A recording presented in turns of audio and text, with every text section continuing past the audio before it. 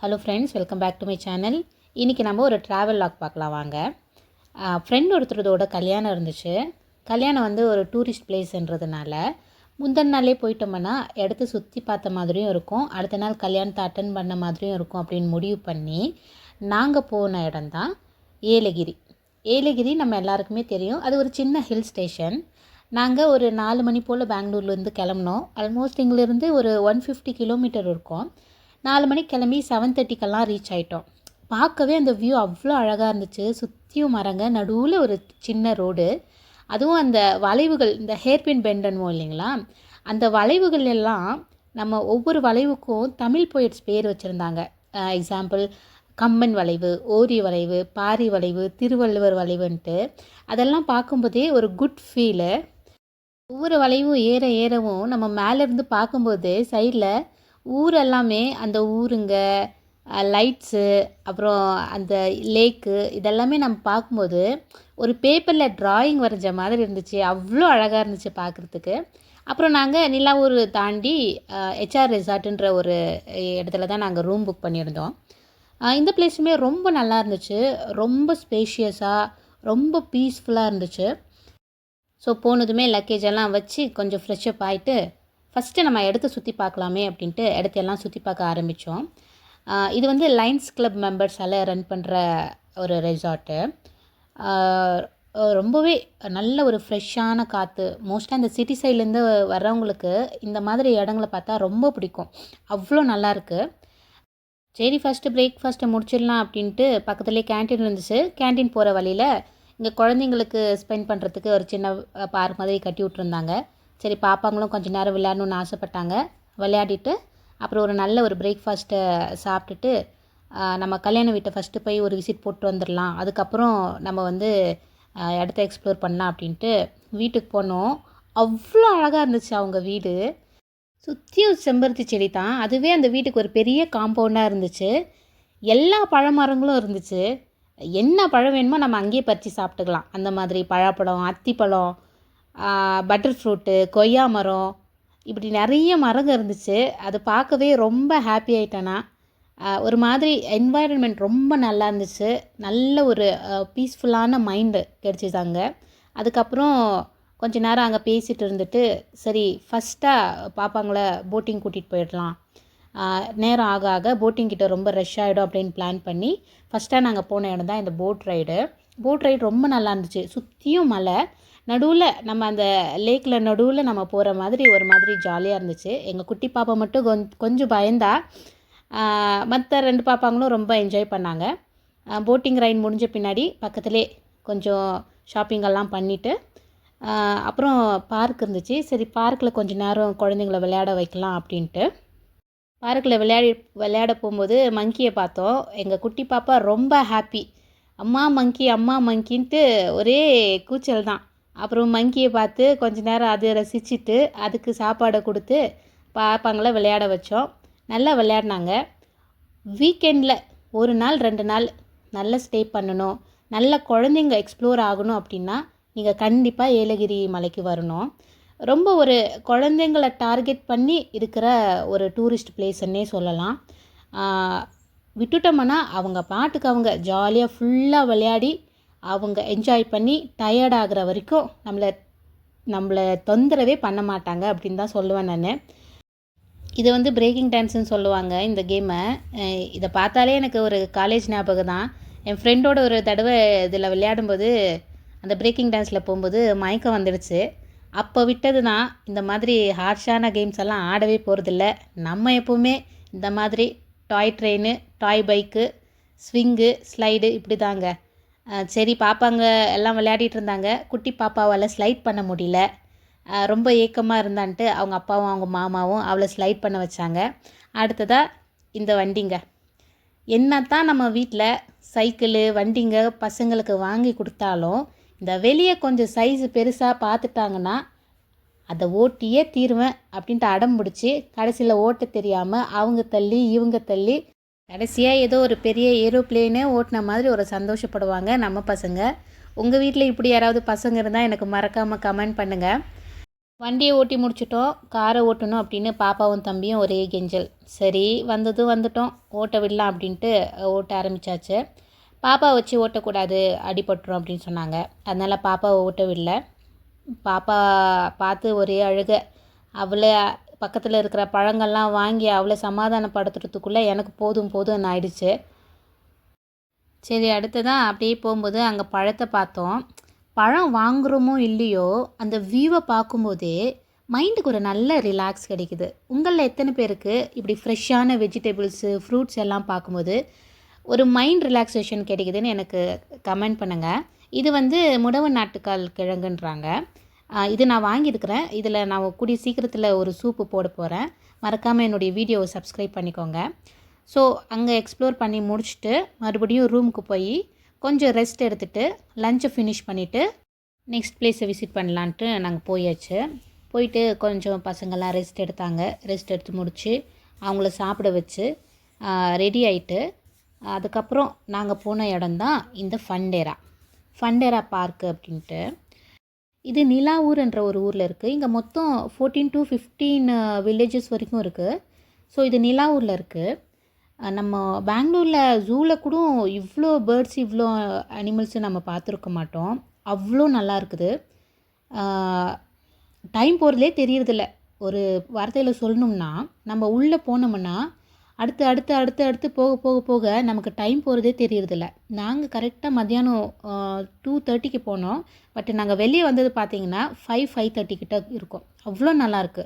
உள்ளே என்ட்ரானதுமே ஒரு பெரிய அக்வாரியம் வச்சுருக்காங்க.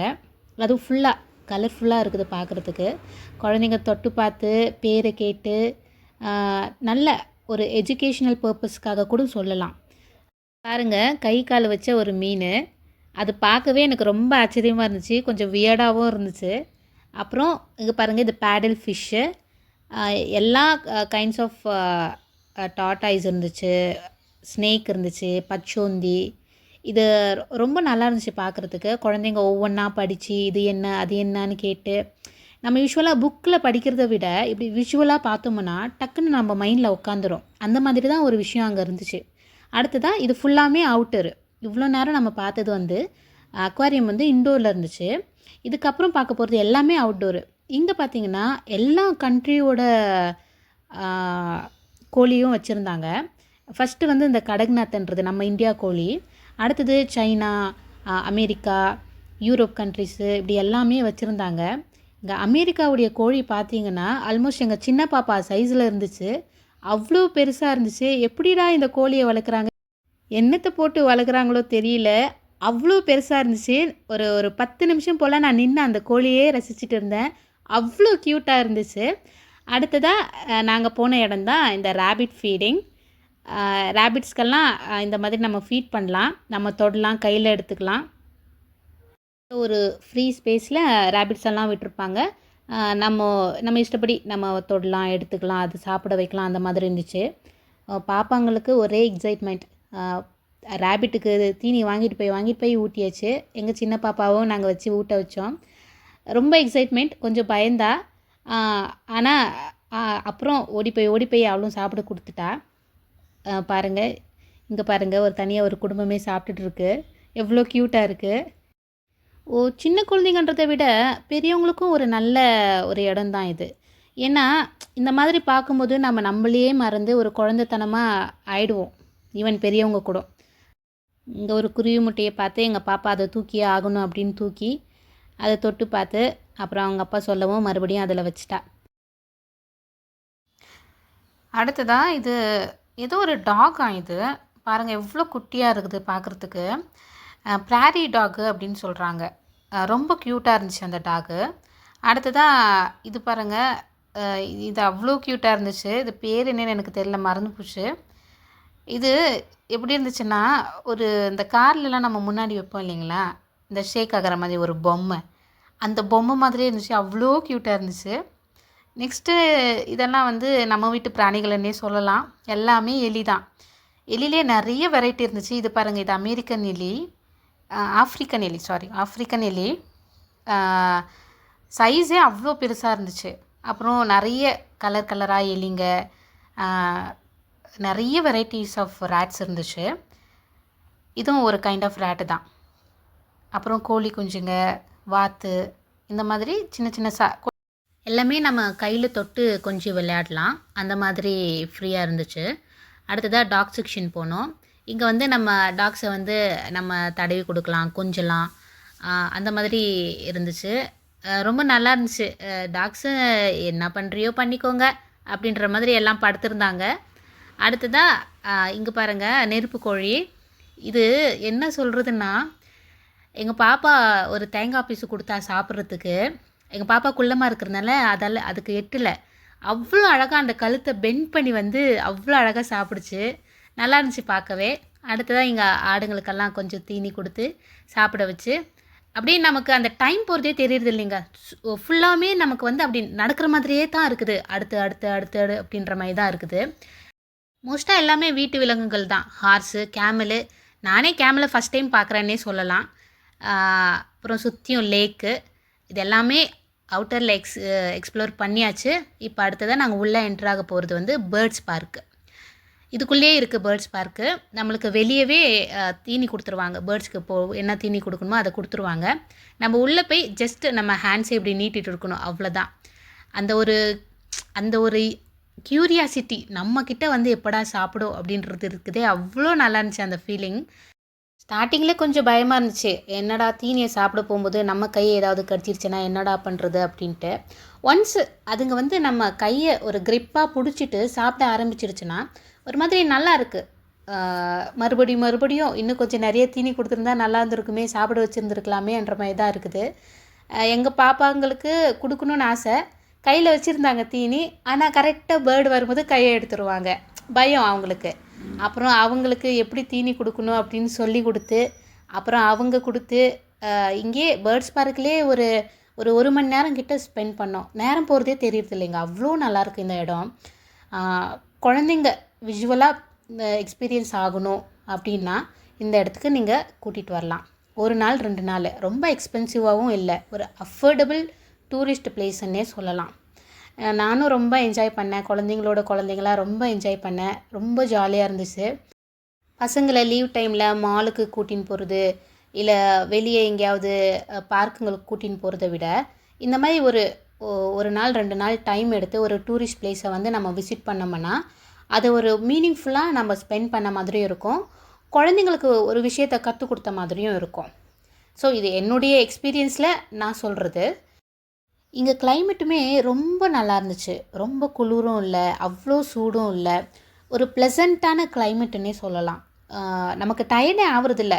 ஆல்மோஸ்ட் நாங்கள் ஒரு 4 hours நாங்கள் சுற்றியிருப்போம். டயர்டுன்றதே தெரியல. அவ்வளோ நல்லா இருந்துச்சு.